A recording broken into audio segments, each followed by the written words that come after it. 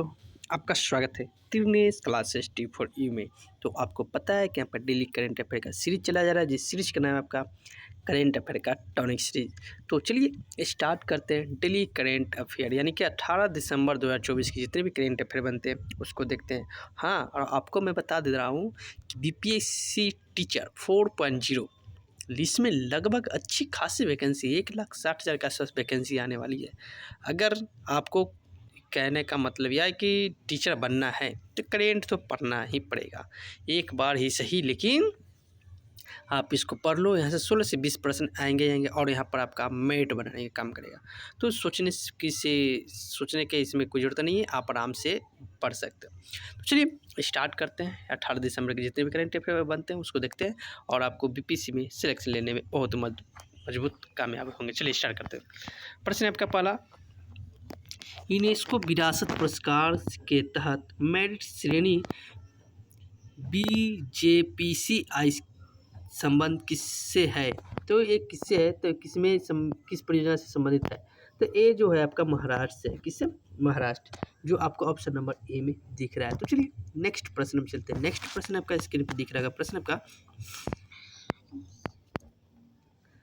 हाल ही में आरबीआई का 26वां गवर्नर किसे नियुक्त किया गया है?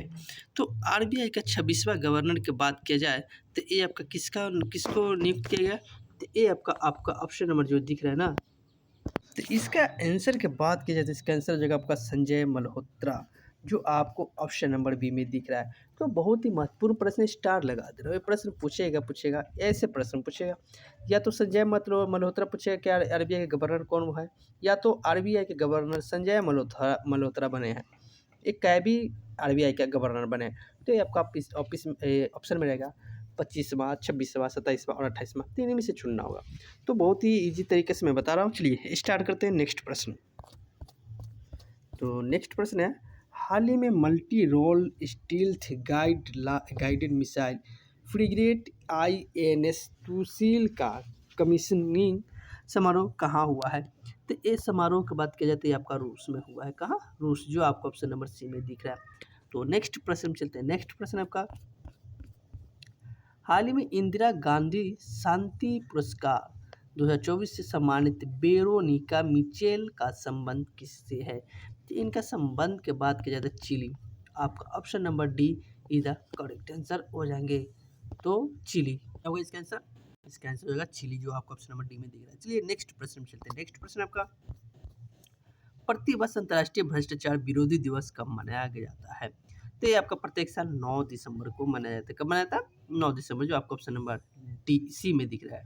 तो नेक्स्ट प्रश्न चलते हैं। नेक्स्ट प्रश्न आपका, सिपड़ी की दुनिया की 100 सबसे बड़ी हथियार उत्पादक की सूची में कौन सा भारतीय संस्था टॉप 10 में है? तो उपयुक्त में से सभी, यानी कि ऑप्शन नंबर डी ए भी है, ए भी और ए भी, यानी कि ऑप्शन नंबर डी करेक्ट, उपयुक्त में से सभी हो जाएंगे।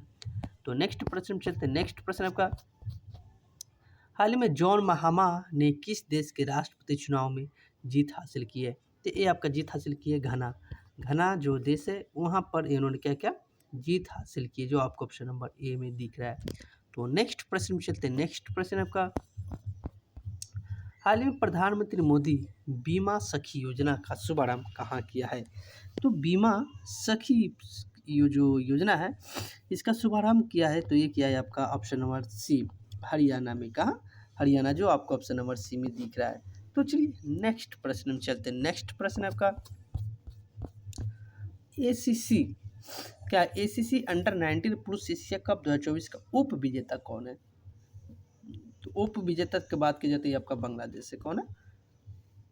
बांग्लादेश, जो आपको ऑप्शन नंबर ए में दिख रहा है। तो चलिए नेक्स्ट प्रश्न में चलते हैं। नेक्स्ट प्रश्न आपका,